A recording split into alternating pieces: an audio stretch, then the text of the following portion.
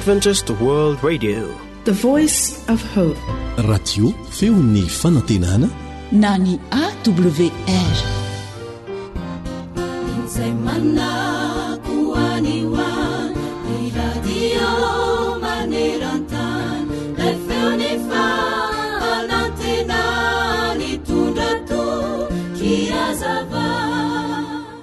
Ry mpiaino an-tsaina, ny ekipan'ny feon'ny fanantenana dia manonona manokana ireto tonombavaka ireto hanao anio, arak'izay nasain'Andriamanitra hifanaovantsika ao amin'ny Jakoba 5:9 manao hoe mifampivavah mba ho sitrana ianareo.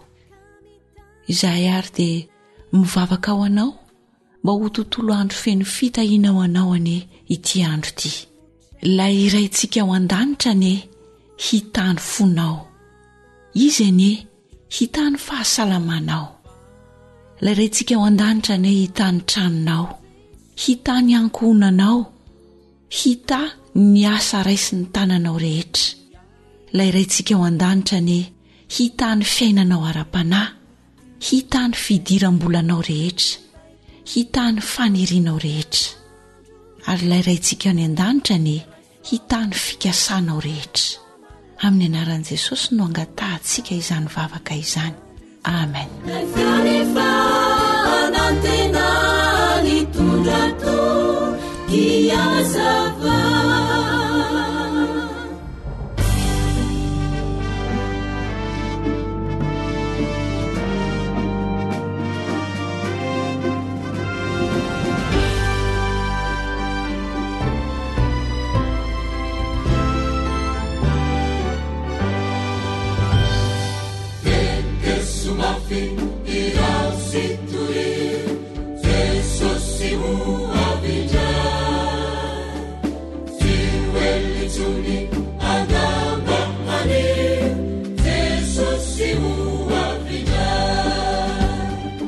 Alasaro ny faminanin'ny Baiboly. Alasaro ny faminanin'ny Baiboly.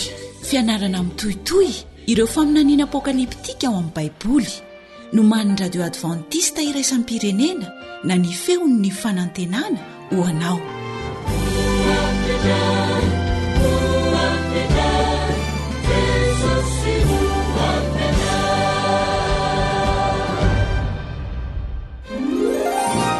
Inona no aseho mariky ny bibidia? Iza ny bibidia ao amin'ny apokalipsy 7:12? Tena izy tokoa ve ny fanenjehanareo izay tsy mety miankohaka aminy? Inonay fa tianao ny alalan'ny valin'ireo ao amin'ny Baiboly eo?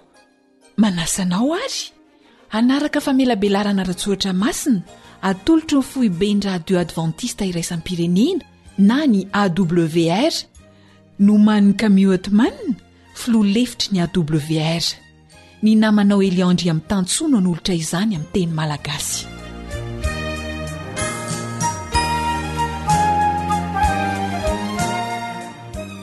Dia faly mitafatafa amintsika manohy ny fiarah-mianatra ny tenin'Andriamanitra aminao, ny mpiara-mianatra aminao Eliandry amin'ny tantsoa ao anatin'ny andihana famelabelarana mahakasika ny alasaro ny faminanin'ny Baiboly. Nanaitra ny maro amintsika izay voalaza amin'ny apokalipsy 4:12, izany hoe ao anatin'ireo 4 etin'ny anjely 3, andininy 10, raisitsika hatreo amin'ny andininy 9 sy ny 10, dia izao no vakitsika ao. Raha misy miankohaka eo anoloan'ny bibidia sy ny sariny ka mandray ny marika eo amin'ny andriny na eo amin'ny tanany, dia izy koa nisotro ny divay ny fahatezeran'Andriamanitra izay nahidina tao anatin'ny kapoky ny fahatezerany tsy miaroaro zavatra. Afatra ilana fieritreretana lalina sy fanapaha-kevitra entitra izany, ary ilaina fantatra hoe iza ilay bibidia ary inona ny marika, ary ahoana ny alalako fa tsy miankohoka aminy tokoa aho. Zao ny voalaza amin'ny apokalipsy 13:12 ka ny 9:12 sy ny 17. Apokalipsy 13:12 sy ny 17. Ary ny olona rehetra na ny kely na ny lehibe na ny manan-karena na ny malahelo na ny tsy andevo na ny andevo dia hampandraisiny ny marika eo amin'ny tanany ankavanana na eo amin'ny andriny avokoa, mba tsy hisy azo hividy na hivarotra afa-tsy izay manana ny marika dia ny anaran'ny bibidia nanisany anarany. Efa niarahantsika nianatra fa Satana ilay dragona no name fahefana an'ity bibidia anankiray ity na ity fanjakana anankiray ity. Dia tsy mahagaga raha ho afaka manery ny olona rehetra izy na kely na lehibe na manan-karena na malahelo na tsy andevo na ny andevo handrain'le marika eo amin'ny tanana ankavanana na eo amin'ny andrany. Ary ny famaizana dia famaizana raha-teokarena lehibe mihitsy, tsisy azo ividy na ivarotra afa-tsy izay manana an'le marika. Andriamanitra zany etsy an-daniny dia mampitandrina fa izay mekohaka amin'io bibidia io na mandray marika eo amin'ny tanany na ny andriny dia handray ny fahatezeran'Andriamanitra tsy miaroaro zavatra. Etsy an-daniny Satana amin'ny alalan'ity bibidia ity na ity fanjakana ity dia hanafay koa izay rehetra tsy manaiky mandray an'le marika. Ny dikan'izay dia tena hisy ady goavana, zany angamba no ady ngeza indrindra izay mety hisy eto ambonin'ny tany. Ary io loha hevitra io no isan'ny loha hevitra lehibe indrindra tsy dia mbola nasiana resaka firy hatramin'izay, kanefa miteraka ady hevitra be dehibe anivon'ny olona maro. Ifandresantsika teto fa raha manao fikarohana ao amin'ny Google ianao raha manana ordinateur na telefona fana manao an'izay dia ho hitanao fa miverina ny amin'ny 910 tapitrisa mahery ny teny hoe mariky ny bibidia amin'ny teny anglisy mark of the beast. Ary mitombo hatrany zany midika izany fa be dehibe ny fikarohana na ady hevitra na vaovao mahakasika an'izany. Ary rehefa mikaroka tokoa ianao mamaky an'ireny boky na fikarohana na firesahana momba ny mariky ny bibidia ireny dia ho hitanao fa misy hevitra sy dikany samihafa, samy manana ny antikany azy, samy manana ny fiheverany azy izay mifanipaka marobe mahakasika an'izany mariky ny bibidia izany.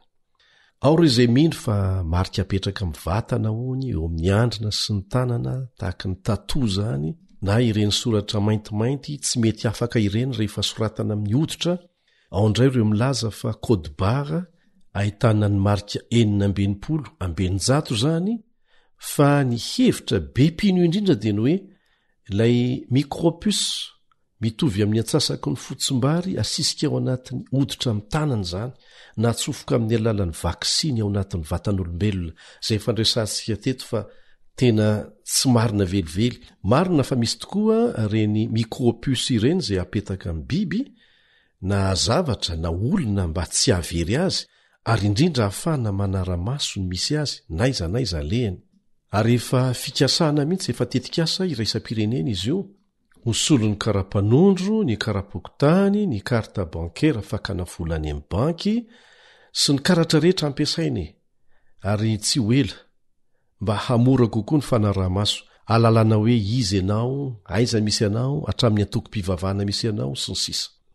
Efa misy koa ohatra ny fampiasana ny telefona ny faritra sasany, ahitana ny sorabolanao fotsiny any amin'ny banky fa tsy misy vola kirakiraina intsony rehefa mividy zavatra. Any Chine ohatra dia efa tahaka an'izany. Misy daholo ireo zavatra rehetra ireo fa ny fanontaniana dia ny hoe ireny ve ny mariky ny bibidia na ny iray amin'ireny ve ny mariky ny bibidia araka ny fiheveran'ny maro azy. Raha nanaraka tsara ny fiarah-mianatra teto ianao dia efa mahalala sahady fa tsy hanyvaliny. Mety ho ampiasaina tokoa ilay micropus atsofoka eo amin'ny tanana, saingy tsy iny akory ny mariky ny bibidia. Satana dia miezaka mametraka zavatra sandoka anodinana ny saintsika tsy fantoka amin'ny tena izy. Inona ny marina? Andeha isika hiverina amin'ny Baiboly. Ny Baiboly no nahitana an'izany teny hoe mariky ny bibidia izany voalohany. Noho izany dia aleo ny Baiboly ihany no hanazava ny tena heviny.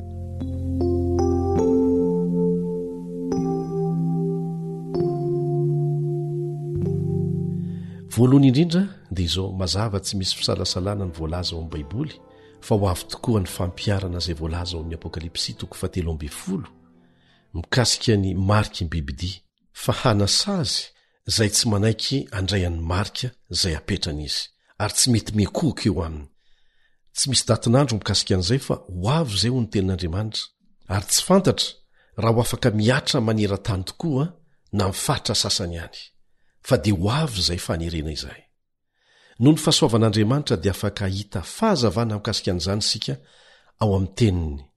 Mario fa aorinan'ireo andininy telo farany ao amin'ny apokalipsy 3:10 izay ahitantsika an'izay hetsika manokana hanerenan'ny olona handray mariky ny bibidi izay dia izao novakitsika eo amin'ny andiny manaraka amin'ny apokalipsy 4:11 apokalipsy 4:11 ny amin'ny zanak'ondry sy ny mpanaraka azy.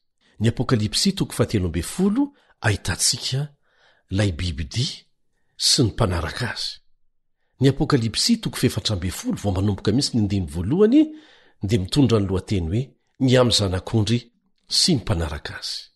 Ary hitako fa indro ny zanak'ondry nitsangana teo tendrombohitra ziona ary nisy 4,400 sy rahetsy nomba azy samy manana ny anarany sy ny anarany ray voasoratra eo amin'ny andriny.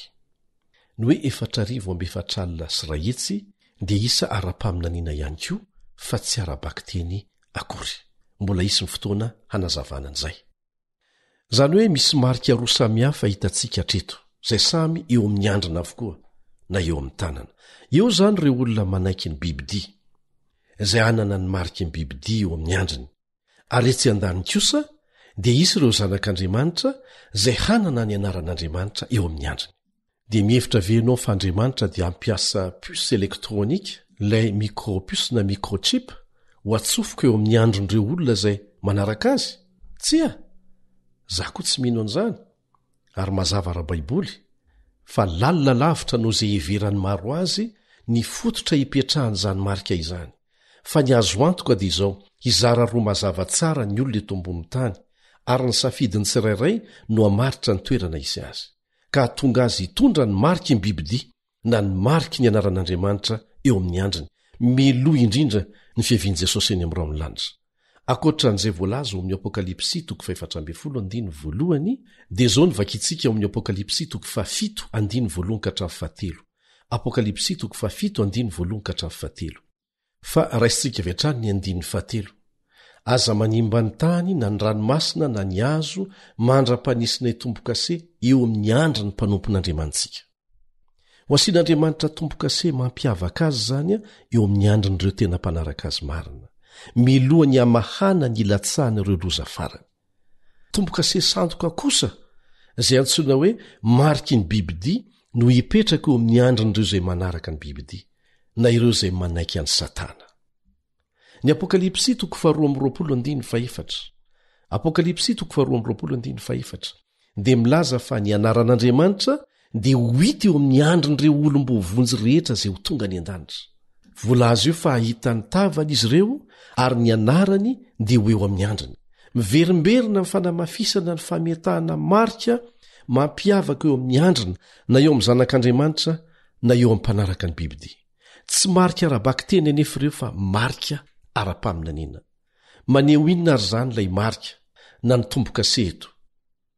Ny andrina dia maneho ny saina, izay saininao, izay miseho ao anatin'ny atidohanao ao. Ary ny fametrahana ny marika eo amin'ny tanana dia midika hoe asa ataon'ny tananao. Samy mikendry ny ametraka ny marika eo amin'ny andritsika sy ny tanantsika na Andriamanitra na ny devoly. Satria manana safidy sika hiandany amin'Andriamanitra na amin'ny Satana. Tian'Andriamanitra apetraka ao amin'ny saitsika ny fahamarinany, ny fitiavany ary ny teniny, ary ny hevitry ny hoe mametaka ny marika na ny tombokase eo amin'ny tanana dia izao. Tia ny iainantsika izany, tia ny ampiaritsika eo amin'ny fiainana izany, ry namako. Tsy asa indray andro izany. Inona ny zavatra hitan'Andriamanitra tehirizinao ao anatin'ny sainao sy ny zavatra ataonao? Avelanao hametraka ny fahamarinany sy ny fitiavany ary ny teniny ao anatin'ny sainao ve Andriamanitra? Tianao ve izy hanefi ny sainao hankafy ny fahamarinany amin'ny alalan'ny hery ny fanahiny masina izay avelanao anao an'izany an-tsitrapo?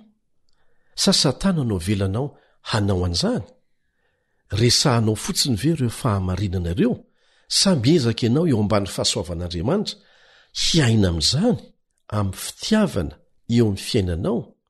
Sa Satana no avelanao anara-po hanefi ny sainao amin'ny toe-tsainy sy hanazatranao amin'ny asa ratsy fanaony?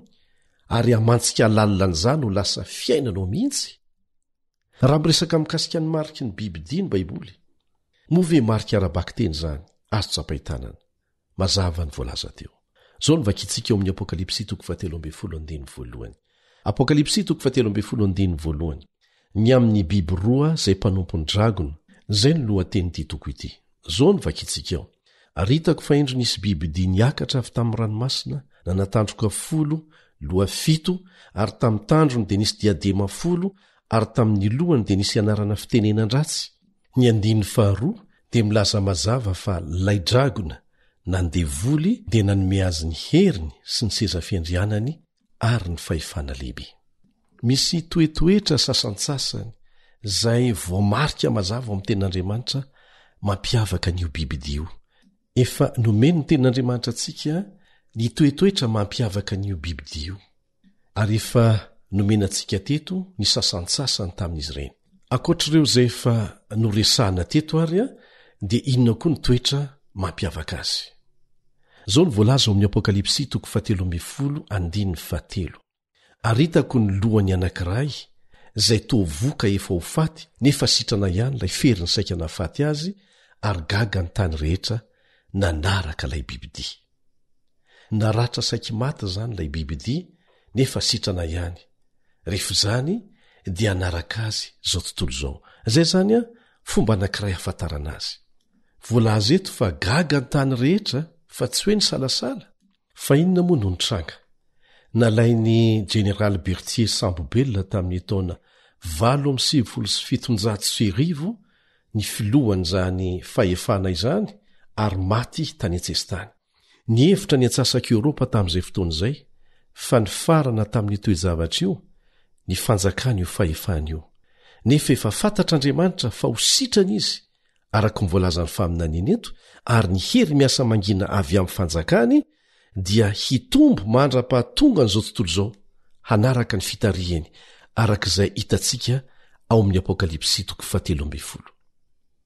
Ny toetra manaraka zay ampiavaka azy dia ity: hanana nisa mahagaga 720 lay bibidia.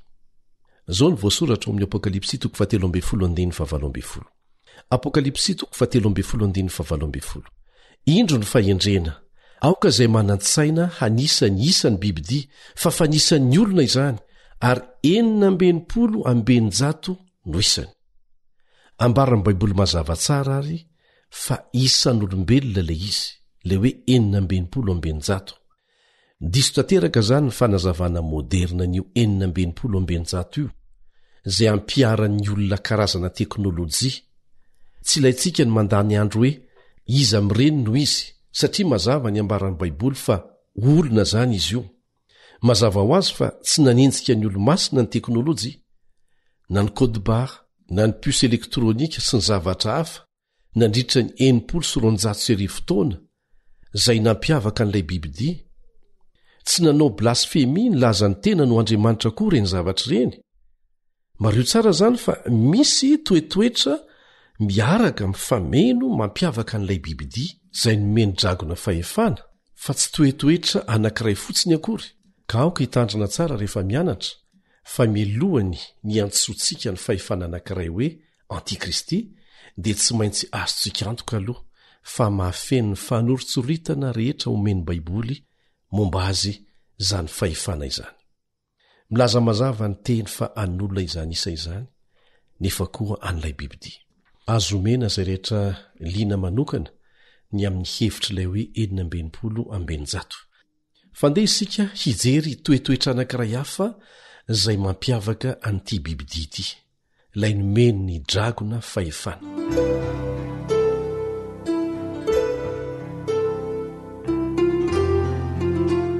Inona ilay toetoetra manaraka? Tsy fahefana ara-panjakana fotsiny izy ity, fa sady fahefana ara-pivavahana, ary tafiditra ao amin'ny raha-piakofana mihitsy izy, mitaky ny olona hiankohoka aminy. Zao ny voalaza momba an'izany ao amin'ny Apokalipsy 3:7. Apokalipsy 3:7. Dia nomena lela miteny zavatra miompampana sy fitenenan-dratsy izy, ary nomena fahefana mba hiasa 27 volana. Efa nianarantsika teto tamin'ny Atsipriany ny am'izay hoe 27 volana zay na ny 790 andro zay midika ho taona. De zao ny toy ny teny, ary iankohako eo manoloany ny olona rehetra monina ambony tany, de zay tsy manana ny anarany voasoratra eo amin'ny bokyny fiainany zanak'ondry zay voavono hatramin'ny nanorenana an'izao tontolo zao. Misy resaka fiankohofana eto. Ary io ny tena tanjony Satana. Mba tiankonge ny ankohofan'ny olona aminy. Nahoana no Andriamanitra rery ny ankohofana, ary raha azo atao dia atodika any aminy mihitsy ny fiankohofana rehetra. Iankohaka eo anoloany ny olona rehetra monina ambonin'ny tany, dia izay tsy manana ny anarany voasoratra eo amin'ny boky ny fiainany zanak'ondry zay voavono hatramin'ny nanorenana an'izao tontolo zao. Dia mbola hitantsika mazava eto ihany ilay fizarana roa voalaza mazava tsara eto, ireo izay tsy manana ny anarany voasoratra eo amin'ny boky ny fiainany zanak'ondry, ireo no miankohaka eo anoloan'ilay bibidia.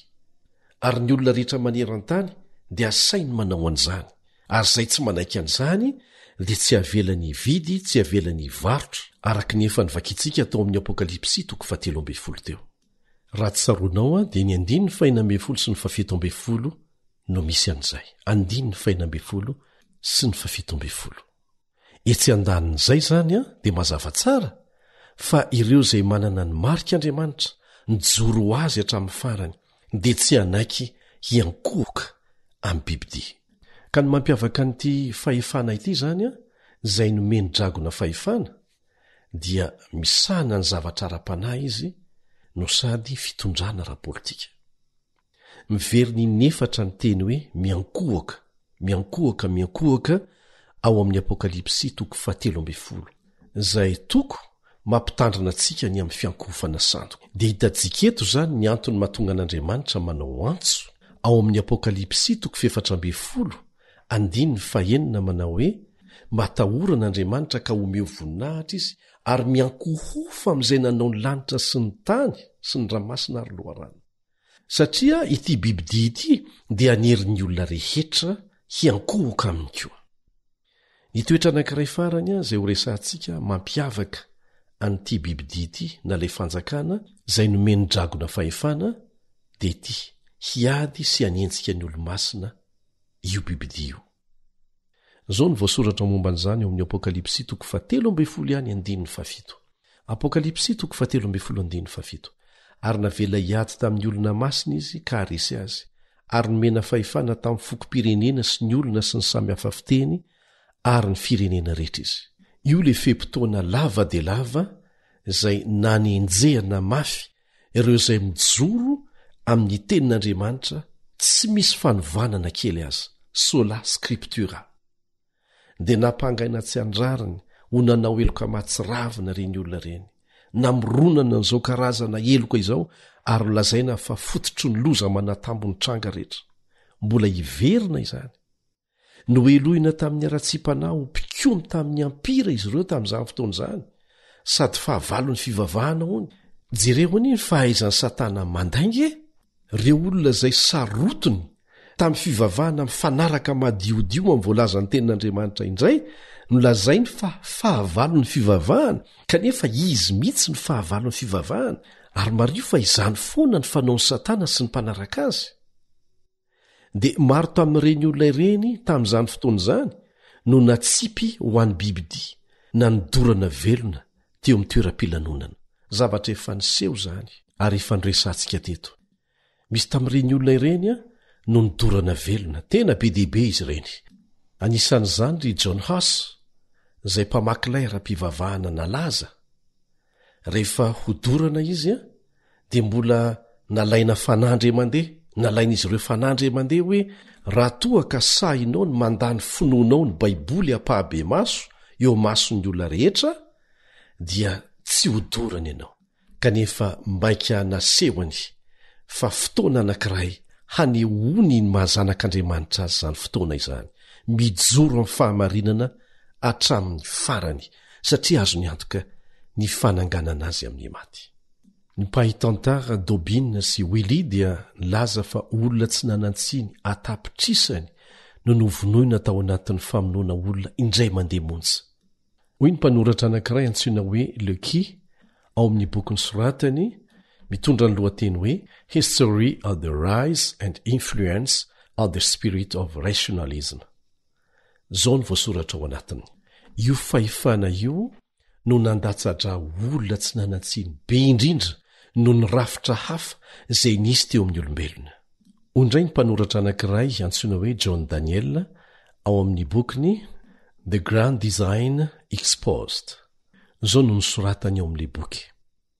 Ho an'ny mpikaroka rehetra izay tsy manao fahadisoana dia sahy milaza.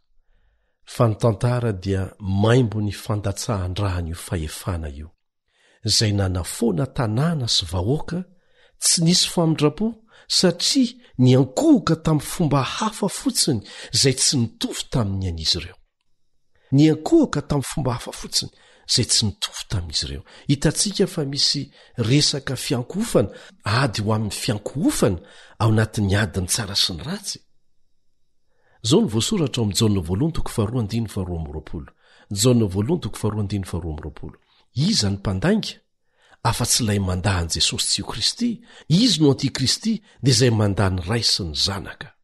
Ry mpiara-mianatra amiko, anterina indray fa ireo teny rehetra novakiana ireo, na avy tamin'ny soratra masina mivantana na ny fanamarinana an'izany, ny fisehon'izany teo amin'ny tantara, izay mbola azonao amarinina tsara, dia tsy mikendry afa-tsy ny fikarohana ny marina. Andriamanitra mihitsy no nilaza tamintsika fa misy marika izay tsy tokony ho raisitsika, ary misy marika izay tsy maintsy raisitsika. Ary hiainana mihitsy izany fa tsy marika ety ivelany fotsiny. Raha fitinina ny zavatra nresahana teo, ny afatry ny anjely voalohany ao amin'ny Apokalipsy toko 4:12 dia miantso ny olombelona rehetra hiankohoka amin'ny paharin'ny lanitra sy ny tany. Ny afatry ny anjely fahatelo dia mampitandrina ny olombelona tsy hankohoka amin'ny bibidia. Ny voalaza ao amin'ny Apokalipsy toko 7:12 dia fanerena ny olona rehetra ero an-tany hiankohoka amin'ny bibidia sy handray ny marika eo amin'ny tanany, ary izay tsy manaiky an'izany dia tsy azo hividy na hivarotra. Mizara roa mazava tsara eto ny safidy. Tsy misy ny eo atenatenany. Ao ireo izay hiankohoka amin'izay nanao ny lanitra sy ny tany, ary ao izay hiankohoka amin'ny Satana amin'ny alalan'ilay bibidia. Ny fiankofana no tena fototry ny ady lehibe fanaovantsara sy ny ratsy amafisina izay miseho amin'ny fitaomana ny olona hiankohoka amin'ny andaniny na amin'ny ankilany, ary averina ihany tsy misy afaka hijanona eo atenatenany. Ny Apokalipsy toko 4:12 Apokalipsy toko 4:12 no milaza ny toetoetra ampiavaka ny olona ho mpanaraka ny Kristy hatramin'ny farany. Indro ny faharetan'ny olona masina, dia izay mitandrina ny didin'Andriamanitra sy ny finoana an' Jesosy. Tsy ny finoana an' Jesosy fotsiny, tsy ny fitandremana ny didin'Andriamanitra fotsiny, fa izy roa miaraka, ary manana ny ivony ao anatin'izany ny resaka fiankofana.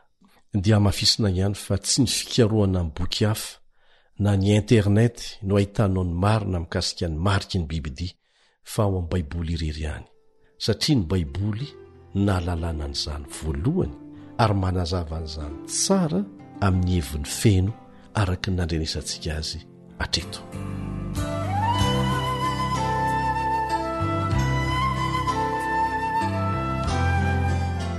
Voafaritra mazava tsara ny mampiavaka an'ireo antoko roa tsy maintsy hisafidianan'ny olona rehetra eto an-tany, na iza na iza.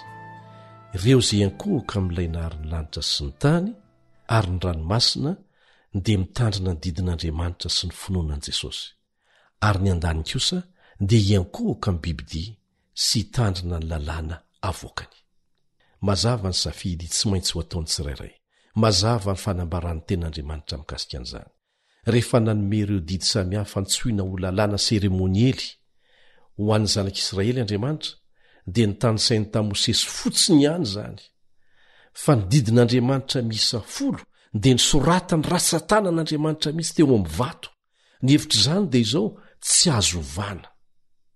ao anatin'io lalàna io rery no ahitantsika ny mariky ny tombo-kasen'andriamanitra. Ny tombo-kase dia milaza mazava ny mombamomba ny tompony, ny anarany, ny fahatra iadidiny, ny asa, ny fahefany. Averina ihany izany, aiza ho aiza ao amin'ireo didy soratany ratsan-tanan'andriamanitra ireo ary ny misy ny tombo-kasehany ao amin'ny didy 4. Inona ny teny voalohany ao amin'io didy io? Mahatsiarova. Zay, mahatsiarova. Aiza no ahafana manao an'izany asa fitadidiana izany? Ao amin'ny ati-dohantsika. Eo amin'ny ati-doha mifanitsy amin'ny andrina mihitsy. Enin'andro no iasanao. Amin'inona moa isika no miasa? Amin'ny tanana. Fa sabatany Jehovah Andriamanitra ao ny andro 7. Tsy sabatany jiosy io, averina ihany zay. Ka raha Jehovah no Andriamanitra ao, dia miankohofa amin'ny andro sabata. Dia ny sabata zay tombo-kasen'Andriamanitra. Tsy misy na iza afaka manova ny sabata masin'Andriamanitra. Efa nambaran' Jesosy mazava tsara ao amin'ny Mateo 5:17 sy ny 17.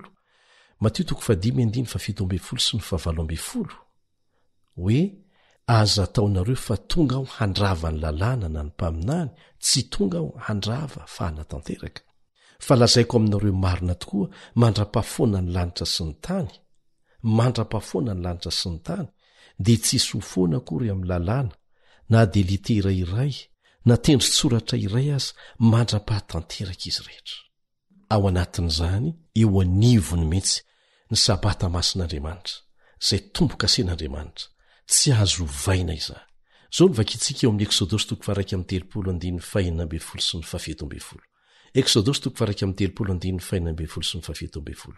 Atramy taranany faramandimby dia ho fanekena mandrakizay izany, ho famantarana amiko Andriamanitra sy aminareo zanako mandrakizay izany. Zao koa ny vakitsika eo amin'ny Ezekela 20:20. Ezekela 20:20. Ary manamasina ny sabatako mba ho famantarana ho amiko sy ho aminareo, ka dia ho fantatrareo fa izaho no Jehovah Andriamanitrareo. Dia mbola pitsika ihany ao amin'ny 12. Ezekela 12:12. Ary nomeko azy koa ny sabatako ho famantarana ho amiko sy ho aminy, mba ho fantany fa izaho Jehovah no manamasina azy. Averina ihany fa ananany Satana fisandohana avokoa ny fahamarinana raha Baiboly rehetra. Raha mametraka ny sabata marina zany Andriamanitra, dia manolotra sabata diso Satana. Anjaranao ny mandinika ny tokony ataonao. Inona moa ny toetra anankiray izay anisany hampiavaka manokana an'ity bibidia na fanjakana handray fahefana avy amin'ny dragona na ny devoly ity? Zao ny voalaza ao amin'ny Daniela 7:15. Daniela 7:15. Ary hiteny hanohitra ny avo indrindra izy sy hampahoro ny olo-masiny avo indrindra. Efa nitranga izany. Ary hitady hanova fotoana sy lalàna. Hitady hanova fotoana sy lalàna. Ary hatolotra eo an-tanany ireo ambara-patapitry ny fehitrandro ray sy ny fehitrandro roa ary ny atsasaky ny fehitrandro. Mifanindran-dalana ny faminaniany Daniela 7 sy ny Apokalipsy 13. Ny dika teny hafa tahaka ny ao amin'ny King James Version dia manao hoe ikasa anova fotoana sy lalàna izy. Fahasahiana lehibe anie zany. Ny sabata ny didy 4 dia mbola mitoetra ry namako. Azonao ataony makany am-piangonana na isan'andro san'andro aza, tsy hany ny olana. Fa ny andro no hamasin'Andriamanitra, iankohofana amin'ny manokana, dia ny andro sabata. Inoko fa mazava izay. Inona moa no zavatra nokianin'Andriamanitra tamin'ny mpisorona na ny mpitandrina taloha? Zao ny vakitsika ao amin'ny Malaki 2:7-8. Malaki 2:7-8. Fa ianareo kosa dia efa nivilalana sady nampatafitohina olona maro ny amin'ny lalàna noho ny tsy nitandremanareo ny lalako sy ny zahanareo tavan'olona ny amin'ny lalàna. Milaza eto Andriamanitra fa tsy nitandrina ny lalàny ireo mpitarika ra-pivavahana tamin'ny androny Ezekela sady naniratsira ny didiny. Zavatra efa nitranga taloha no mbola miverina amin'izao fotoana izao. Hoy ny voalaza amin'ny Ezekela 12:17. Ezekela 12:17. ny mpisorona dia mandika ny lalako sy mandoto ny zavatra masina tsy manavaka ny masina sy ny tsy masina izy ary mampiseho ny tsy fitoviany maloto sy ny maloto ary mitampo maso tsy hijeriny sabatako izy ary tsiratsiraina ao aminy aho zava-misy ve zany sa tsy misy mbola mitrangy zany amin'izao fotoana izao no lazay mpitarika fivavahana sasany tsy misy mahasamy hafa azy ny sabata na alahady na andro hafa rehefa mahitsy fo ianao tsy hitanao very namana ny mahafitaka an'izany ary baiboly ve zany resaka izany ilaina ny mahitsy fo fa tsy ampy zany averina ihany zay voalaza ao amin'ny apokalipsy 4:12 indro ny faharetan'ny olona masina dia izay mitandrina ny didin'Andriamanitra sy ny finoanan'i Jesosy miaraka ry namako mbola miteny toy izao Andriamanitra ao amin'ny Ezekela 2:20 Ezekela 2:20 hamavoinao ny zavatra masina ary lotoinao ny sabatako tsy mety amin'Andriamanitra izany androsaka ny fahatezerany amin'ireo izay miteny toy ny eo amin'ny Ezekela 2:20 Andriamanitra zao mantsy niten'izy ireo zao no lazainy Jehova Tompo nefa Jehova tsy niteny tsinona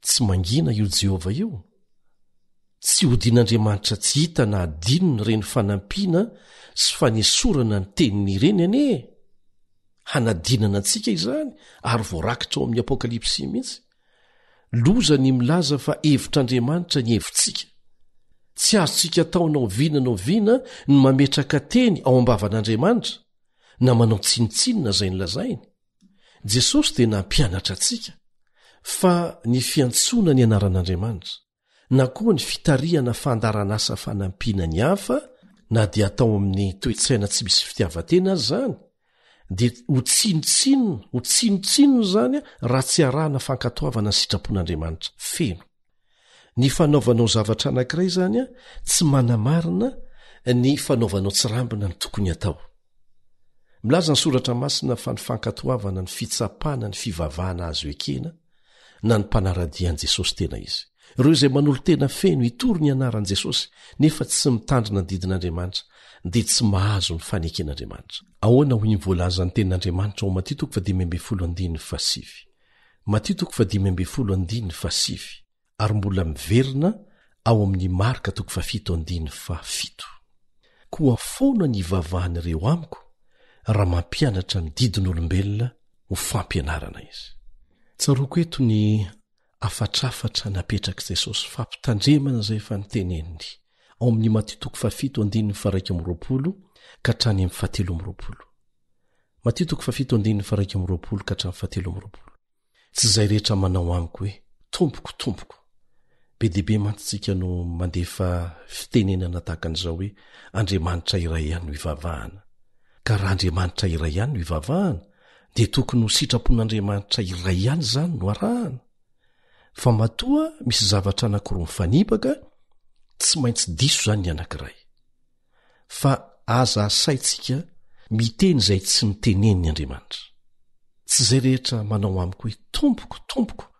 no hiditra amin'ny fanjakan'ny lanitra fa zay manao ny sitrapony raiko izay any an-danitra maro no anao amiko amin'izany andro zany hoe tompoko tsy efa naminany tamin'ny anaranao va izahay tsy efa namoaka demonia tamin'ny anaranao va izahay tsy efa nanao asa lehibe maro tamin'ny anaranao va izahay ary dia ambarako amin'ny marimarina hoe tsy mba fantatro akory ianareo hatr'izay miala amiko ianareo mpanao meloka fampitandremana mazava daholo zany re olona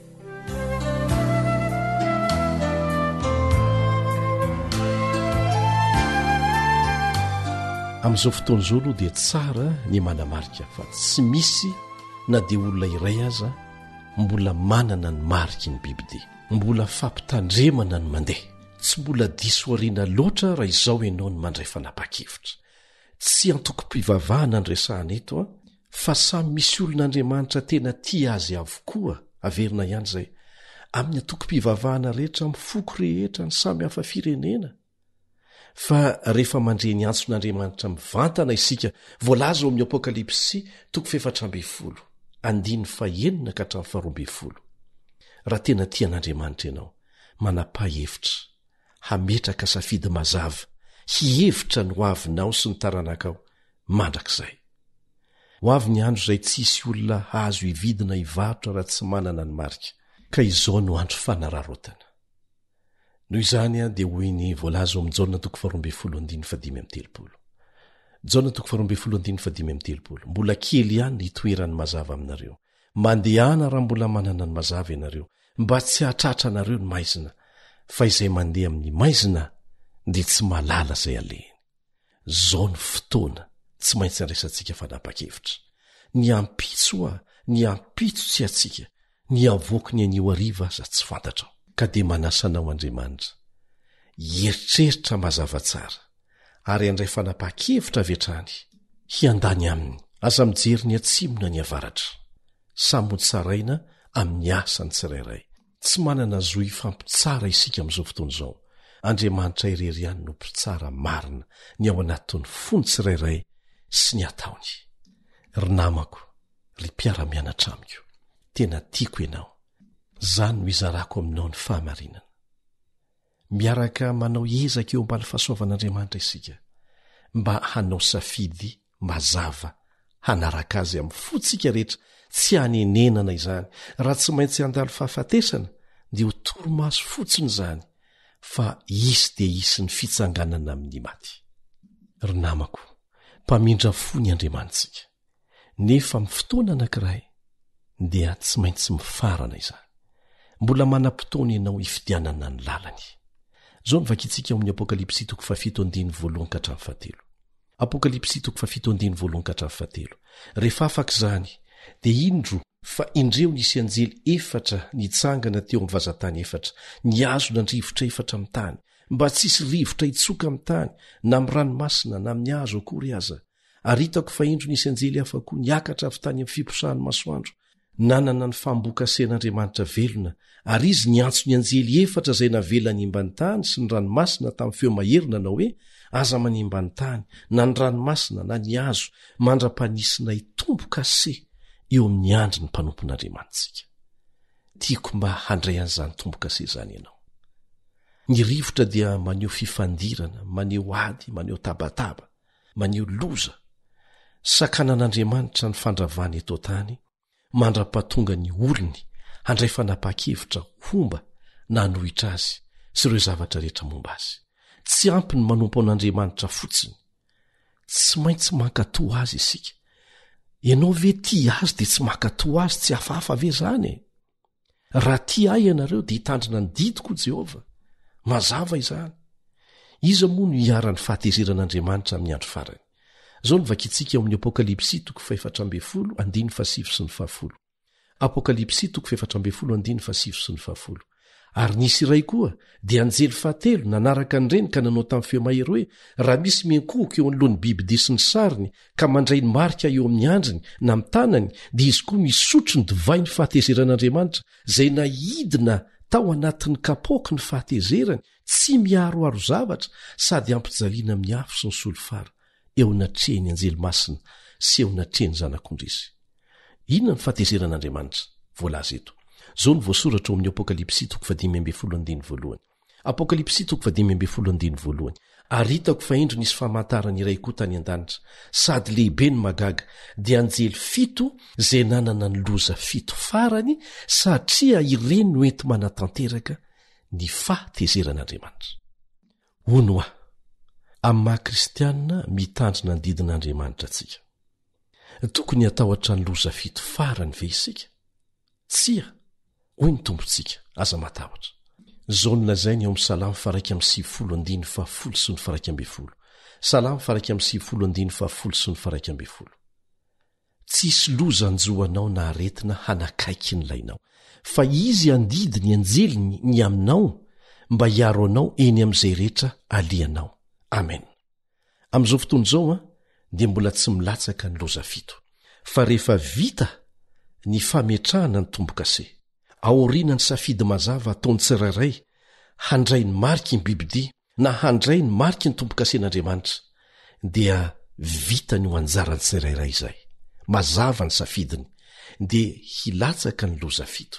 Amin'izay fotoana izay dia azo fiarovana manokana ho voafina tsy ho trarotra ny loza fito farany ireo izay mandray ny tombo-kasen'Andriamanitra.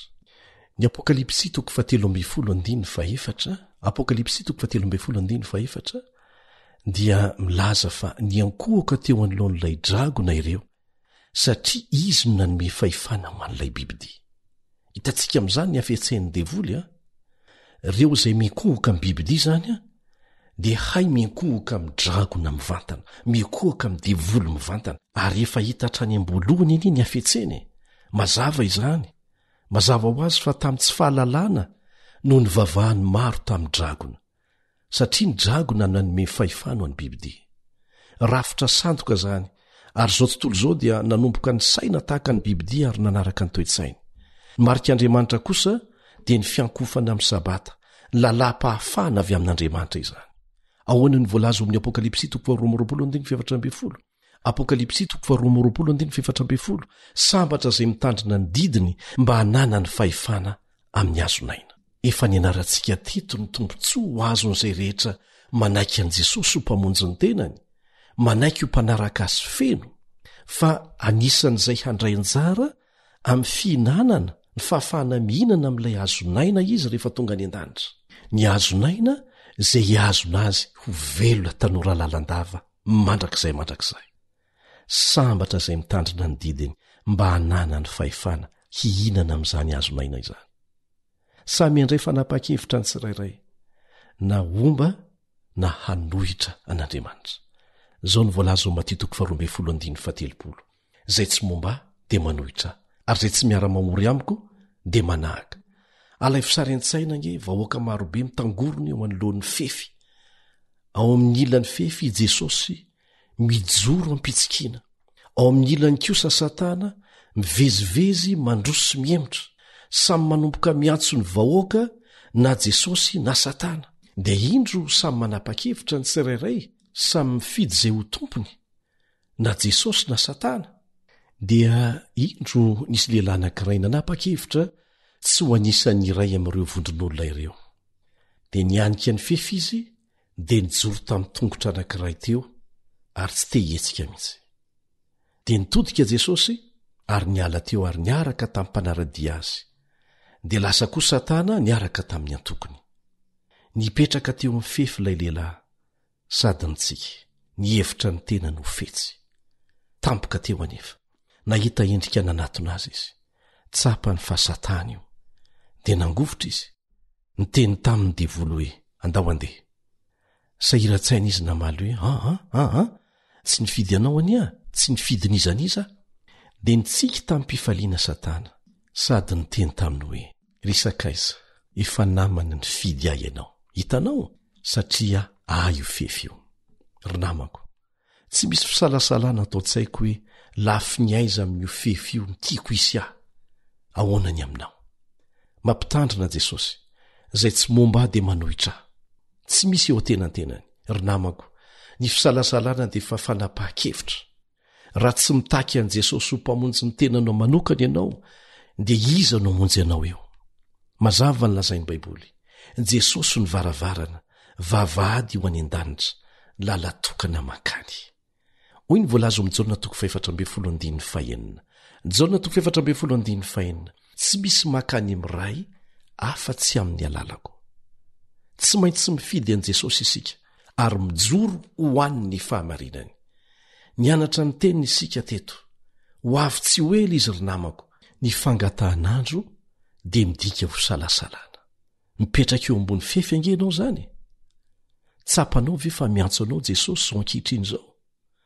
Hitanao amin'ny Baiboly ve fa ny zava-dehibe manodidina ny andro farany dia ny resaka fiankohofana? Miantso anao Jesosy, tsy ho azony Satana fitahana tahaka ny nanaovany an'i Eva. Raha resy ny Eva, dia tiany andresy ianao.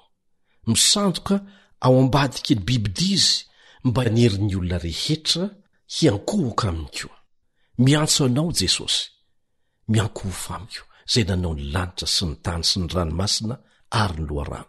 Ho fierovana anao no anton'izany. Fa tsy sanatria folie de grandeur dia ireo olona izay manaonao foana mihitsy satria adalam-boninahitra. Movy ianao amin'ity an'io ity tehiteny amin'i Jesosy hoe mifidy ny ankatoa ampitiavana anao aho, tena tiako ianao. Tehiteny ve ianao hoe tsy tia ankohoka amin'ny bibidia sy handray ny marika avy aminy aho? Fanirianao ve ny amelan'i Jesosy ahafantatra fa manaiky ny sabata maro ny Baiboly ianao, ilay sabatan'i Jehovah Andriamanitra ao? Angambany io dia tianao fantatra Jesosy fa maniry atao batisy ianao, ka raha ekenao zany ary tianao nitondrana iambavaka izany etaetanao zany, dia mandefasa afatra aminay amin'ny alalan'ireto laharana telefônina ireto: 034 06 797 62 033 07 170 70, na koa amin'ny alalan'ity adresy mailaka ity: awr feo fanantenana, awr feo fanantenana, mitambatra avokoa zay a @gmail.com, @gmail.com, na koa amin'ny page Facebook AWR Malagasy, AWR Malagasy. Ary rehefa tonga aty aminay zany dia hivavaka ho anao zay. Fa melohany isa rahantsika dia hiaraka hivavaka isika.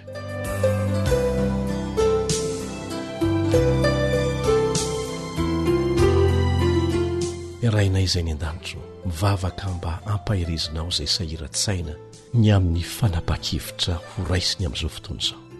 Ampahirezo izy, ampahirato ny masony, ahitany ny hoavo mazava miaraka aminao, ka andraisan'ny fanapa-kevitra hiandany avy hatrany aminao. Fantatray fa hoavo tsy ho ela ianao. Handray fanapa-kevitra ho an'ny tenanay manokana izahay, dia izay hiandanenay. Tompo, aoka ianao amin'ny olona tsirairay avy amin'ny fomba manokana amin'izao minitra sy segondra izao, ary irao ny fanahinao masina, hitari-dalana azy ireo ao amin'ny teninao. Fantatro fa misy ireo miaino amin'izao fotoana izao, miombona aminao amin'ny fanolorantena tahaka ny Josoa manao hoe: fa raha izaho sy ny ankonako kosa dia hanompo anao izahay, amin'ny anaratsoa sarobidin'i Jesosy. Amen.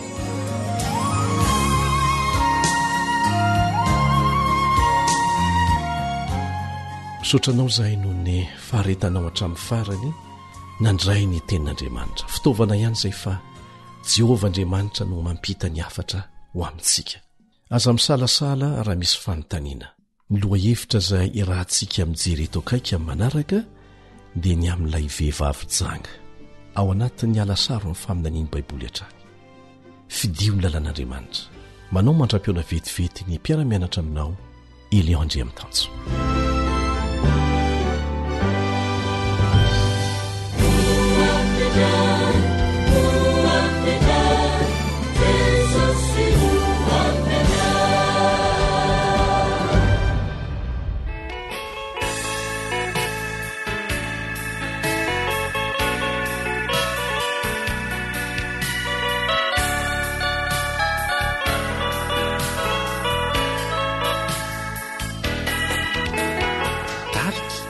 Sani Sébastien.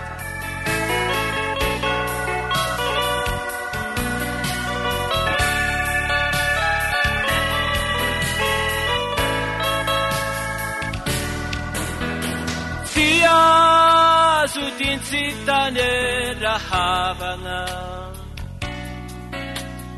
famarinani tenin'Andriamanitra tsara tsy aivinyanefa fampiarantsika izany no tena fivavahana zay no kelankerahavaco ny afatry ny tompo manahoe tsy tonga andravalalagna sy ny mpaminanya tsy tonga homba handravafa bahana atanteraka tsarovy korery mpivavako ny teniny Jesosy manahoe raha tia ianareo ide hitandrina ny didiko ary zaho angataka mba hoanare sany apatrizany nonata ufanasana aisiana iroso amilalany Jehova andia patsy hivohona deo pianatra tokoiana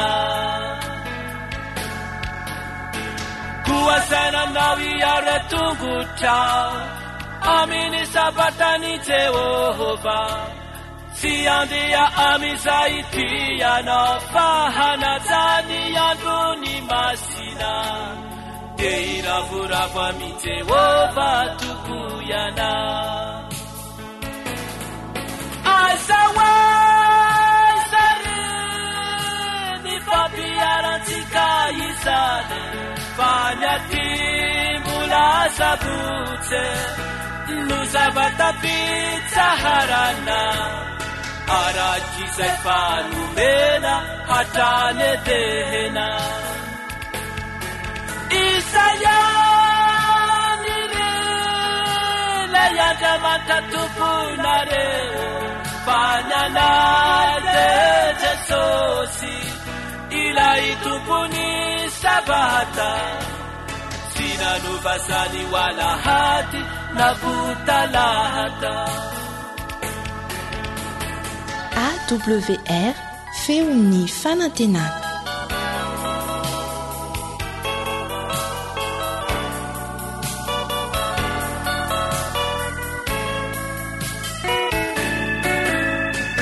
uni fanabarany Jesosy hoe sambatsy mamaky sy mihay ty teniny ty faminaniny ty ka mitandrisay vasoratra ho anaty lehefa antomotra aneny andro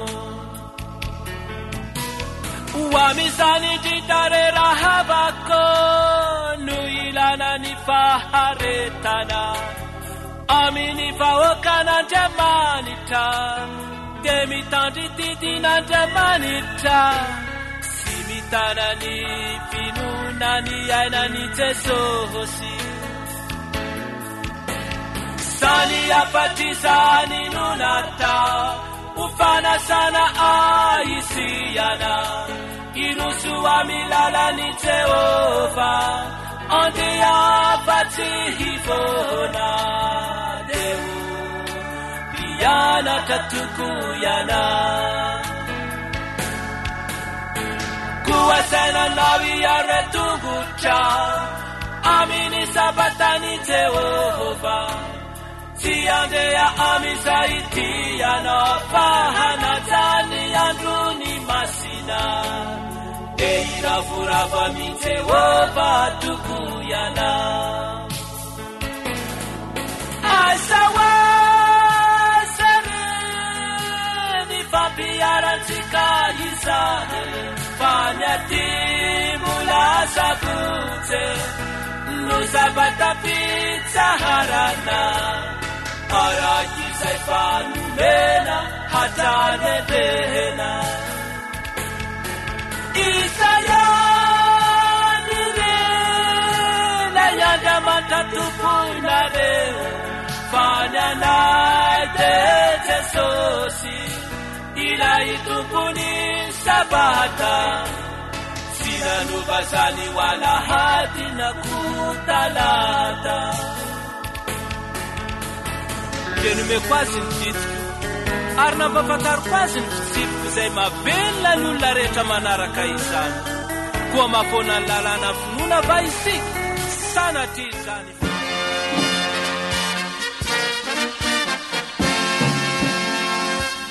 Adventist World Radio, the voice of hope. Radio feony fanantenana.